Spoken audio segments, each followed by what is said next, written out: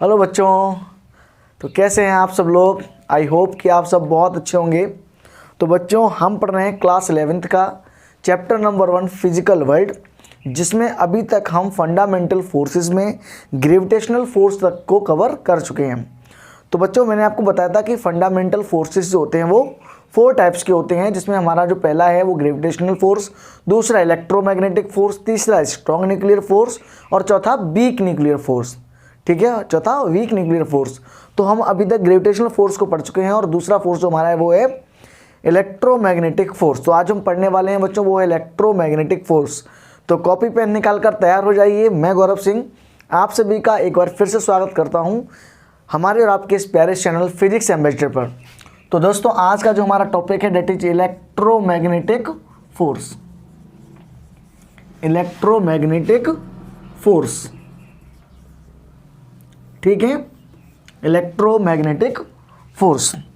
तो आओ जानते हैं क्या है बच्चों कि it is the force between two charged particles. ये वो फोर्स होता है जो किन्हीं दो चार्ज पार्टिकल्स के बीच में लगता है। यानी जो चार्ज होता है, आपने सुना होगा कि बॉडी एक पॉजिटिव चार्ज एक नेगेटिव था। तो आपको पता चार्ज दो टाइप का होता है, एक पॉजिटिव और एक नेगेटिव चार्ज का। ठीक है, कैसे चार्ज डेवलप होता है इसके लिए हम जब 12th में इलेक्ट्रोस्टैटिक पढ़ेंगे तो हमें ज़्यादा बेटर पता चल पाएगा। अभी आप ये जान लो कि फ्रिक्शन करने से चार्ज डेवलप होता है। कि अगर मान लो कोई दो बॉडी है न्यूट्रल हैं तो उनको रब करने से क्या होता है, इसके इलेक्ट्रॉन या इस बॉडी के इलेक्ट्रॉन एक से टूटकर दूसरे पे चिपक जाते हैं, जिससे क्या होता है एक बॉडी जिस पे चिपकते हैं इलेक्ट्रॉन वो नेगेटिवली चार्ज हो जाती है और जो बॉडी बच गई यानी जिससे इलेक्ट्रॉन टूटा वो पॉजिटिवली चार्ज हो जाती है, क्योंकि उस पर इलेक्ट्रॉन की संख्या कम हो गई इन कंपेरिजन टू प्रोटॉन। क्योंकि हर एटम जो न्यूट्रल एटम होता है उसमें इलेक्ट्रॉन और प्रोटॉन की संख्या बराबर होती है। ठीक है, तो इसलिए अब जब वो टूट के इलेक्ट्रॉन ट्रांसफर कर गया दूसरी बॉडी पे, तो जिस बॉडी पे गया वो कैसी होगी, नेगेटिवली चार्ज, और जिससे टूटा वो कैसी हो गई, पॉजिटिवली चार्ज। तो ऐसे चार्ज डेवलप होता है। ठीक है, ये सिंपल सा एग्जांपल आपको दिया मैंने, फ्रिक्शन से चार्ज डेवलप होता है। तो अगर कोई दो चार्ज हैं, ठीक है, उन चार्ज बॉडीज के बीच में एक फोर्स डेवलप हो जाता है। अगर वो हों तो उन पे फोर्स डेवलप होता है जिसे हम कहते हैं इलेक्ट्रोमैग्नेटिक फोर्स। ठीक है, दिस फोर्स, ये जो फोर्स होता है, this force is directly proportional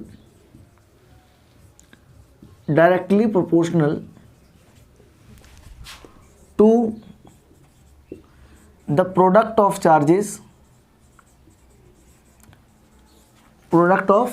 charges and inversely proportional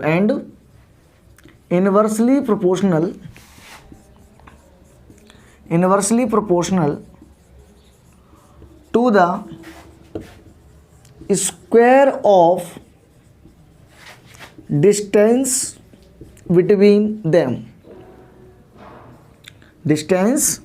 between them. यानी उनकी बीच जो दूरी है उसके स्क्वायर के इन्वर्सली प्रोपोर्शनल है।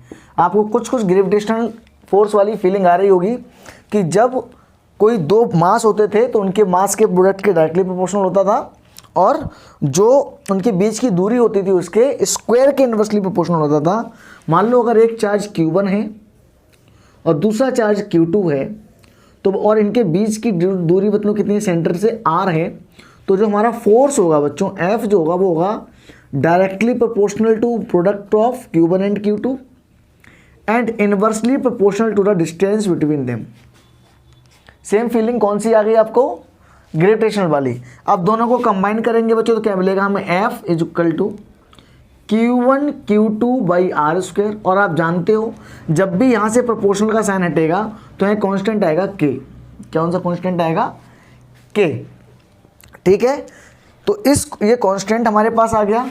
ये जो कांस्टेंट है इसकी वैल्यू होती है बच्चों 9 × 10⁹ न्यूटन मीटर स्क्वायर पर कूलम स्क्वायर। ठीक है, और इसको ऐसे भी लिखा जाता है कि K की वैल्यू होती है 1/4πε0। यही वैल्यू क्यों होती है या 1/4πε0 क्यों, तो ये आप कहाँ पढ़ेंगे, 12th क्लास में जब आपको इलेक्ट्रोस्टैटिक्स पढ़ाई जाएगी वहाँ पर आपको इसको बेटर एक्सप्लेन किया जाएगा। ठीक है, तो ये आपको समझ में आ गया कि ये फोर्स बिल्कुल वैसा ही दिख रहा है जैसा हमको कौन सा फोर्स दिखता था, gravitational, m1 m2 by R square, यहाँ q1 q2 by R square. वहाँ कॉन्स्टेंट होता था कैपिटल G, यहाँ कॉन्स्टेंट है कैपिटल K। ठीक है, इसे हम कूलाम्स फोर्स भी कहते हैं। ठीक है, तो ये हो गया हमारा इलेक्ट्रोमैग्नेटिक फोर्स। क्या हो गया बच्चों, इलेक्ट्रोमैग्नेटिक फोर्स। क्या मेरी बात समझ में आ गई? ठीक है, अब देखो ध्यान से कि ये जो हमारे पास फोर्स आया, ठीक है, अब ये फोर्स देखो, आपने एक चीज़ पढ़ी थी कि जो हमारा ग्रेविटेशनल फोर्स होता है वो हमेशा कैसा होता है, अट्रैक्टिव होता है। कैसा होता है, अट्रैक्टिव। लेकिन इलेक्ट्रोमैग्नेटिक फोर्स अट्रैक्टिव होने के साथ साथ रिपल्सिव भी होता है। ठीक है, अगर सेम चार्ज होंगे तो फोर्स रिपल्सिव होगा, अपोजिट चार्जेस होंगे तो फोर्स अट्रैक्टिव होगा। ठीक है, same charge repulsive, opposite charges तो अट्रैक्टिव। क्लियर है? अच्छा, और अगर इसके बारे में बात करें तो पहले आप इसको नोट कर लें एक बार। ठीक है, मैं आगे बढ़ता हूं। तो इसे हम कहते हैं इलेक्ट्रोस्टैटिक। अब देखो, दोनों चार्ज इस कंडीशन जो अपन ने लिए थे वो दोनों के दोनों चार्ज जो थे बच्चों वो कैसे थे, रेस्ट में। ठीक है, तो रेस्ट में जो फोर्स लगता है उसे कहते हैं इलेक्ट्रोस्टैटिक फोर्स। ठीक है, व्हेन चार्ज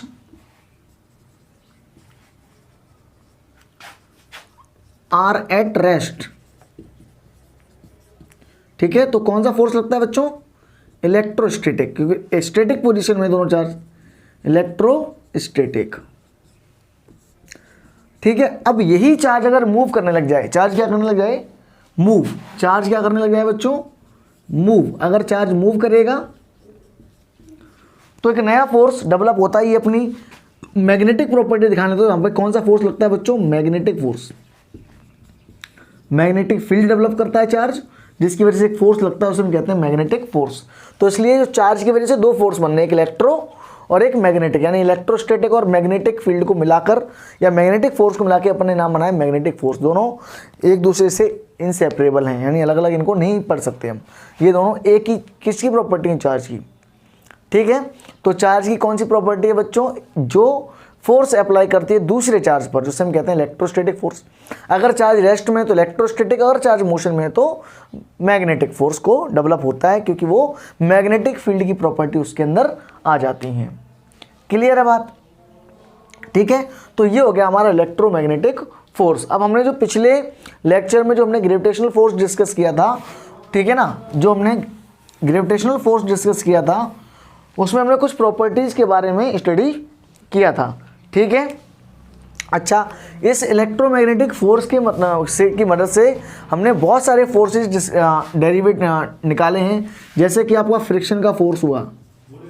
ठीक है, फ्रिक्शन का फोर्स जो है आपका वो कौन सा फोर्स है, ये एक पार्ट है कौन से फोर्स का, इलेक्ट्रोस्टैटिक फोर्स का ही एक पार्ट है। ठीक है, तो ये हो गया आपका फ्रिक्शन का फोर्स, और उसके किसकी वजह से आया, ये इलेक्ट्रोमैग्नेटिक फोर्स की वजह से। ठीक है, आपने देखो, मैंने जैसे ये देखो यहाँ पर लिखा हुआ है, जो मैंने इस पर देखो मार्कर चिपक गया, मतलब जो इंक है वो इस पर पेस्ट हो गई, यहाँ पे मतलब चिपक चुकी है, गिर क्यों नहीं रही नीचे, है कि नहीं, ग्रेविटेशनल फोर्स नीचे खींच रहा है भाई। ये पार्टिकल जो है इनके पास कुछ तो मास होगा ना, तो इसको अर्थ नीचे खींचनी चाहिए, लेकिन ये चिपक गई। ये किस फोर्स से चिपकी है, इलेक्ट्रोस्टैटिक फोर्स की वजह से। बात समझ में आई, कौन से फोर्स चिपकी है, इलेक्ट्रो। हम जो फोटोस्टेट करते हैं तो प्रिंट होके जो पेपर आता है वो कौन से फोर्स की वजह से उस पर जो लेटर से चिपक के आते हैं, इंक जो उसके ऊपर पेस्ट होके आती है, वो कौन सा होता है बच्चों, इलेक्ट्रोस्टैटिक फोर्स। ठीक है, ये हो गए। अब हम इसकी बात करते हैं कुछ प्रॉपर्टीज़ की।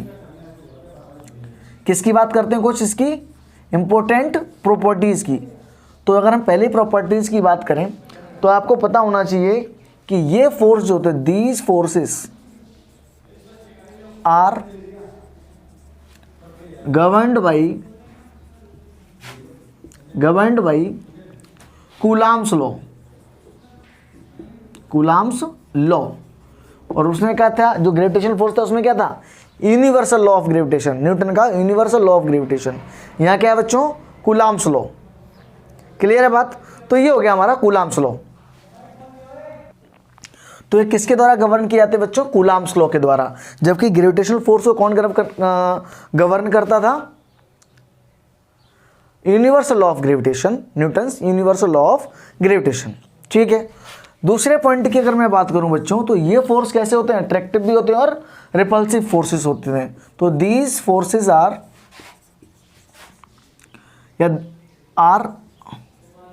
अट्रैक्टिव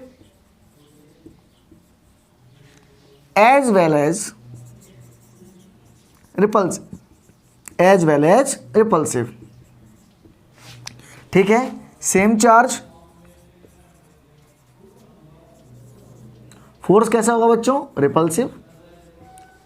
फोर्स कैसा होगा? रिपल्सिव। यानी अगर नेगेटिव नेगेटिव और पॉजिटिव पॉजिटिव हैं तो इनके बीच कौन सा फोर्स लगेगा? रिपल्सिव। पॉजिटिव पॉजिटिव के बीच में भी रिपल्सिव। अपोजिट चार्जेस की अगर मैं बात करूं बच्चों, तो यहां पर फोर्स कैसा होगा बच्चों? अट्रैक्टिव, यानी एक पॉजिटिव हो और एक नेगेटिव हो तो वो अट्रैक्टिव फोर्स को डेवलप करेंगे। क्या मेरी बात समझ में आई? पहला, these force are governed by Coulomb's law, ठीक है। These force are attractive as well as repulsive. Same charge repulsive, opposite charge attractive. क्या मेरी बात समझ में आई?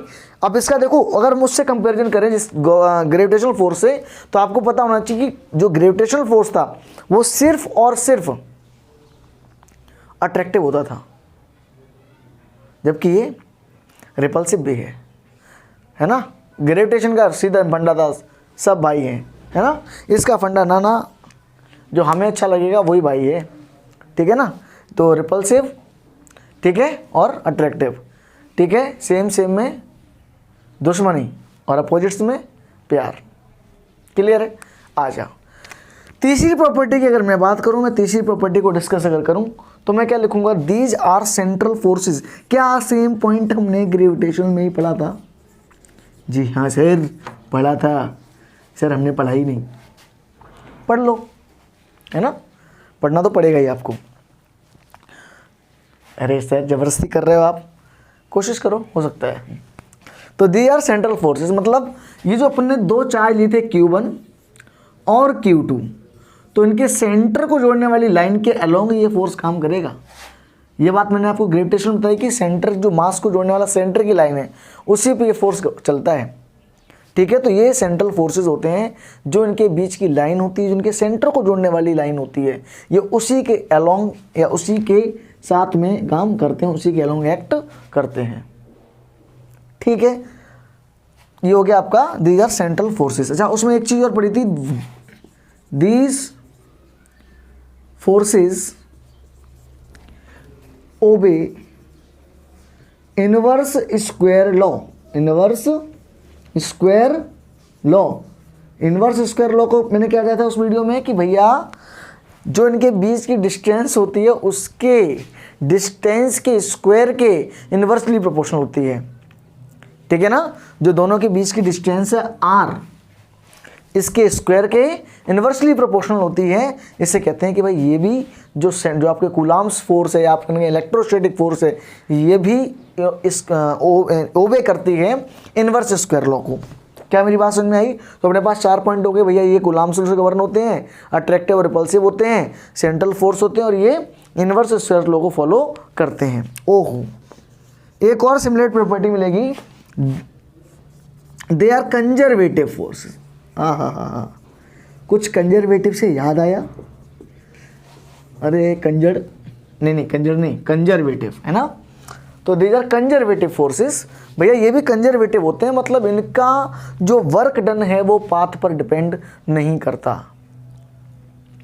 वर्क डन पाथ पर डिपेंड नहीं करता, मतलब अगर यहाँ से यहाँ तक जाने में अगर कोई वर्क इस रास्ते से किया जाए, चाहे वो इस रास्ते से किया जाए, चाहे वो इस रास्ते से किया जाए, वर्क उतना ही होगा जितना यहाँ होना चाहिए। क्या मेरी बात सुन रही? अगर इस रास्ते से 10 जूल हो रहा है तो इस रास्ते से भी 10 जूल होगा, इस रास्ते से भी 10 जूल होगा। मतलब ये पाथ डिपेंडेंट वर्क नहीं करते, मतलब इनका जो वर्क होता है वो पाथ डिपेंडेंट नहीं होता, पाथ पे डिपेंड नहीं करता, पोजीशन पे डिपेंड करता है। बात समझ में आई? तो they are conservative forces and they are not path dependent work, ठीक है। They have not path dependent work. क्या बात समझ में आ गई?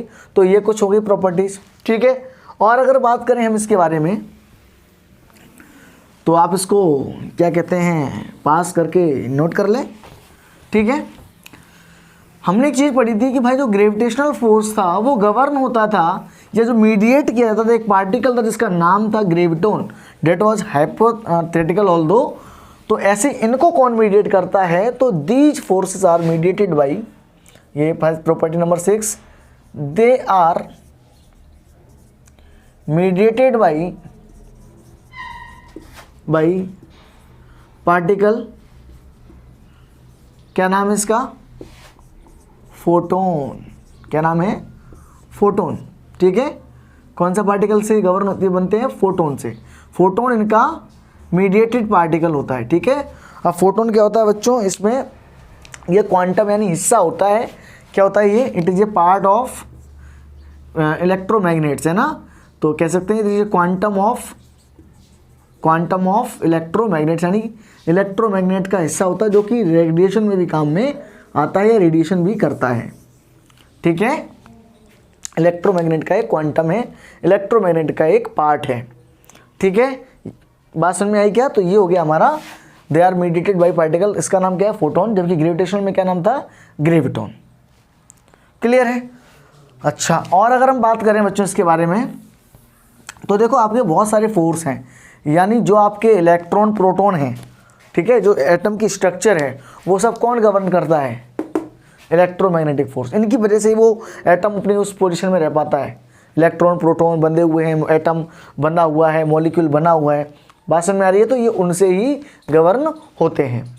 क्लियर है बात, ठीक है। और किसी भी मटेरियल की थर्मल प्रॉपर्टीज होती हैं, थर्मल प्रॉपर्टीज मतलब कितना गर्म करने पर कितना बढ़ेगा, ठंडा करने पर कितना कॉन्ट्रैक्ट होगा, ये सारी प्रॉपर्टीज हैं वो किस पे डिपेंड करती हैं, इलेक्ट्रोस्टैटिक फोर्स पे, ठीक है।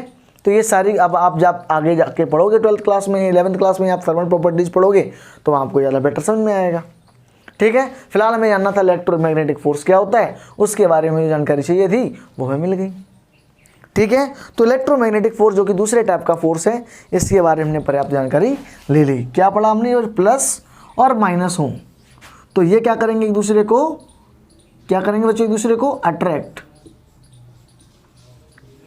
ठीक है। क्या कहते हैं प्लस माइनस में क्या होता है बच्चों, इनमें होता है प्रेम, ठीक है।